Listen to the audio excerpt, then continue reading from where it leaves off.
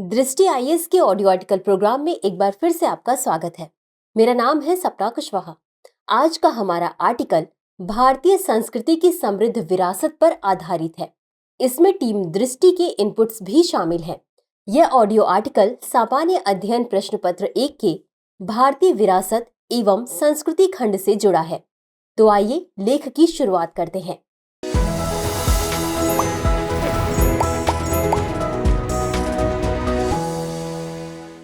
भारत प्राचीन काल से ही सांस्कृतिक विरासत और कला का केंद्र रहा है।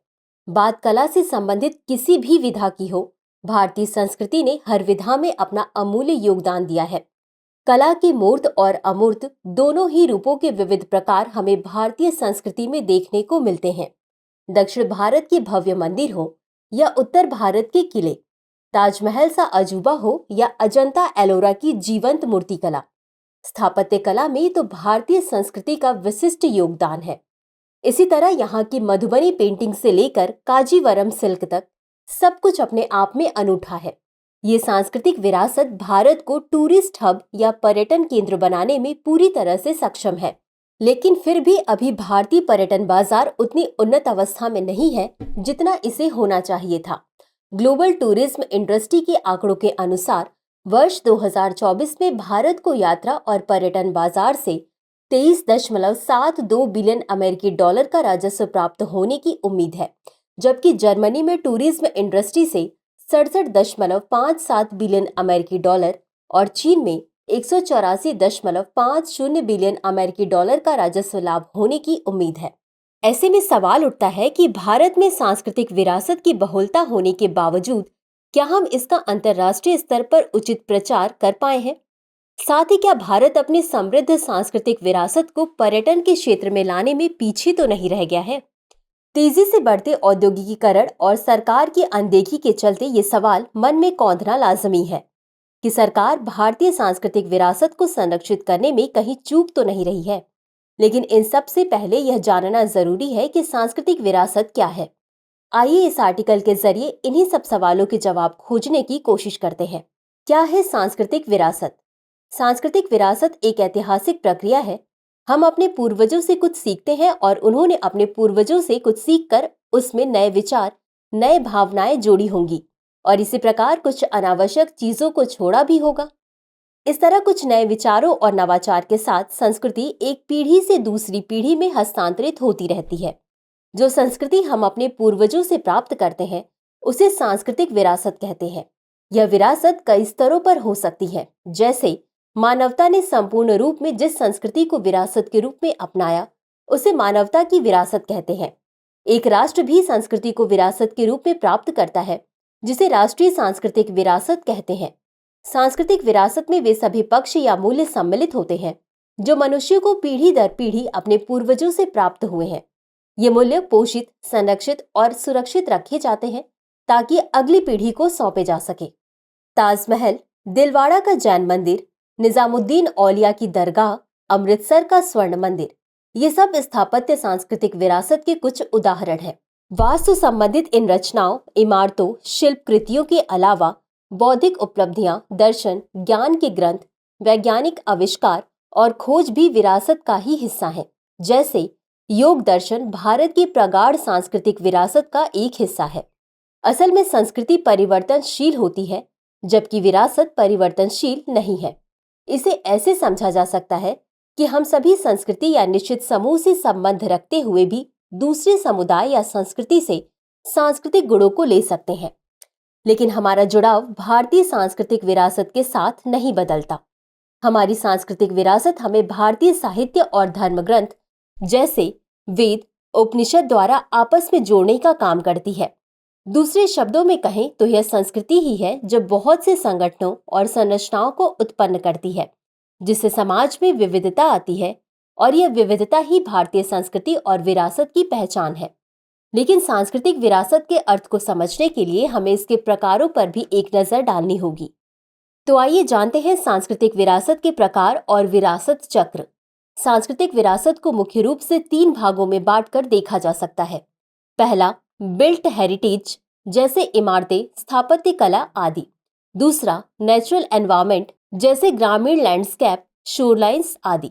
और तीसरा, कलाकृतियों से संबंधित सांस्कृतिक विरासत जैसे किताबें, दस्तावेज, चित्रकला आदि। इसके अलावा इसे मूर्त और अमूर्त में बांटकर भी समझा जा सकता है। विरासत न केवल मूर्त रूपों जैसे कि कलाकृतियों, इमारतों या परिदृश्यों के माध्यम से प्रकट होती है, बल्कि अमूर्त रूपों के माध्यम से भी प्रकट होती है। अमूर्त विरासत में मूल्य, परंपरा, मौखिक इतिहास शामिल है। वर्तमान में मूर्त विरासत को अमूर्त विरासत से जोड़कर देखा जाता है। संरक्षण परियोजनाओं में हम मूर्त के साथ साथ अमूर्त विरासत को भी संरक्षित करना चाहते हैं।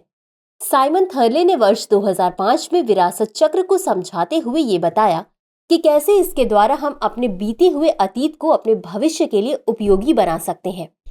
उनका कहना था कि जैसे जैसे लोगों में सांस्कृतिक विरासत की समझ बनती है, वैसे वैसे वो इसके महत्व को समझते हैं, जिसके चलते लोग उसका संरक्षण करना चाहते हैं। यह संरक्षण लोगों में उत्साह और खुशी का संचार करता है, जो लोगों में इसको समझने की ललक पैदा करता है और पुनः इसके महत्व को परिभाषित करता है। इस प्रकार सांस्कृतिक विरासत का चक्र चलता रहता है। सांस्कृतिक विरासत का महत्व। सांस्कृतिक विरासत का राजनीतिक, सामाजिक और आर्थिक महत्व तो है ही, साथ ही सांस्कृतिक विरासत द्वारा समाज में नैतिक मूल्यों को स्थापित करना भी आसान हो जाता है। बात राजनीतिक महत्व की करें तो वैदिक काल से लेकर महाजनपद काल और मुगल से लेकर ब्रिटिश काल, यहाँ तक कि उसके बाद भी लगातार सांस्कृतिक विरासत का प्रसार और बढ़ोतरी हुई है। देखा जाए तो अलग अलग शासकों के शासनकाल ने अलग अलग तरह की सांस्कृतिक विरासत को जन्म दिया।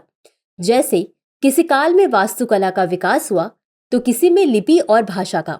बात सामाजिक महत्व की जाए तो सांस्कृतिक विरासत धर्म, जीवन शैली, आध्यात्मिकता और भौतिक पक्ष से निरंतर जुड़ी हुई है।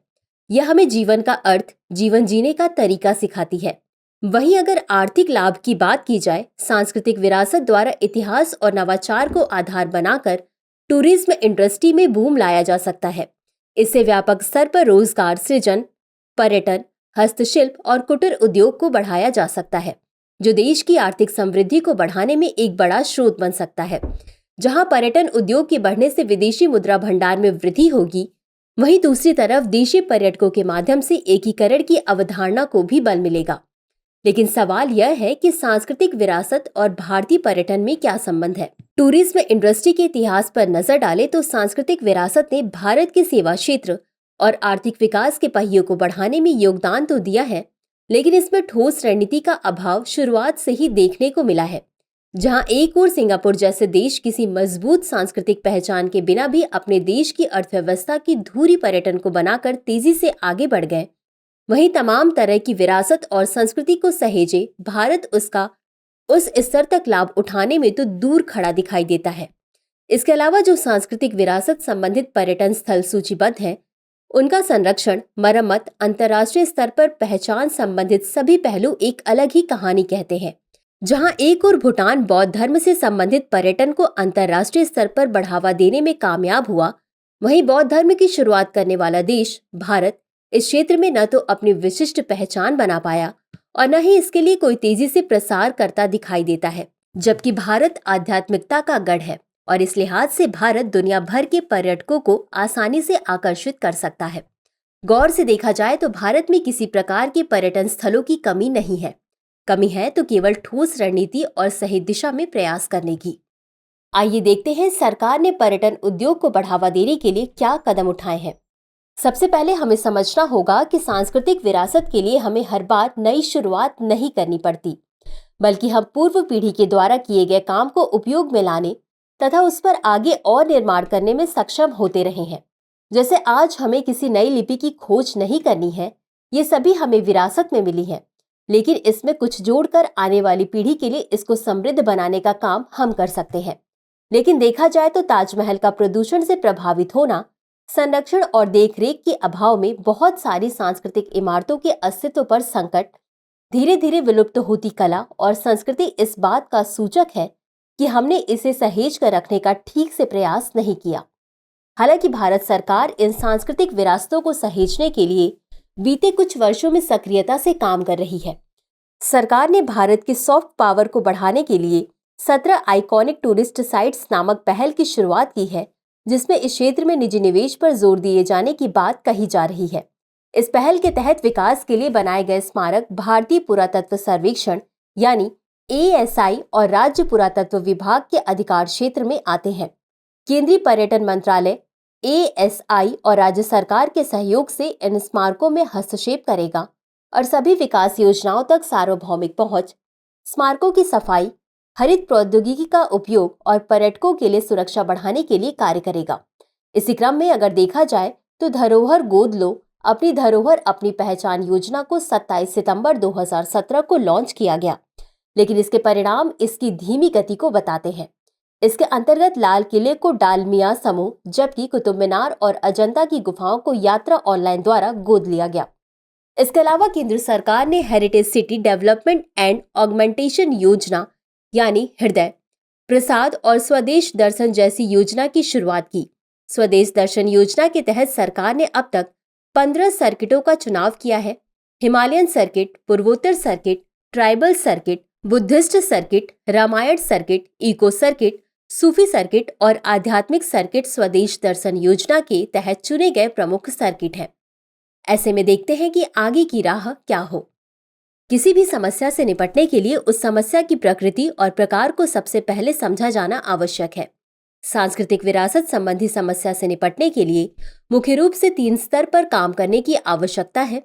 सबसे पहले स्तर पर सरकार को हेरिटेज साइट्स को पहचान कर उन्हें सूचीबद्ध करना होगा, ताकि शहरी और क्षेत्रीय विकास कार्यों को इनसे जोड़कर आसानी से नीतियों का कार्यान्वयन किया जा सके। दूसरे स्तर पर सांस्कृतिक विरासत के संरक्षण, मरम्मत और सुधार कार्यों की ओर ध्यान देना होगा, ताकि इसको सहेजकर आगे बढ़ना हमारे लिए आसान हो सके। तीसरे स्तर पर हमें अपने सांस्कृतिक विरासत को राष्ट्रीय और अंतर्राष्ट्रीय स्तर पर पहचान दिलाने की आवश्यकता है, ताकि इससे हम पूर्ण रूप से सामाजिक, व्यवहारिक और आर्थिक लाभ उठा सकें। उदाहरण के लिए देखा जाए तो पुष्कर और सूरज कुंड मेला विदेशी पर्यटकों के लिए प्रमुख आकर्षण केंद्रों में से एक है। इसी तर्ज पर हर स्तर पर काम करने की आवश्यकता है। इसके अलावा देश में पर्यटन को बढ़ावा देने से संबंधित मुद्दों को हल करने के लिए विभिन्न मंत्रालयों और हितधारकों के समन्वय तंत्र को मजबूत करने की आवश्यकता है। भारत की सांस्कृतिक विरासत की ब्रांडिंग कर पर्यटन क्षेत्र में वृद्धि की जा सकती है। साथ ही साथ इससे हमारी विविधता पूर्ण विरासत को एक नई पहचान भी मिलेगी। चर्चा को विराम देते हुए नोट करते हैं आज का सवाल। भारत में सांस्कृतिक विरासत की स्थिति और उसके संभावित आर्थिक लाभ के लिए उचित रणनीति का विस्तृत वर्णन कीजिए। तो व्यूवर्स, आज के लिए बस इतना ही। मिलते हैं अगले एपिसोड में किसी नए टॉपिक के साथ। तब तक के लिए शुक्रिया। डियर व्यूअर्स, अपने एग्जाम की तैयारी को और बेहतर करने के लिए हमारे चैनल को लाइक, शेयर और सब्सक्राइब करना न भूलें।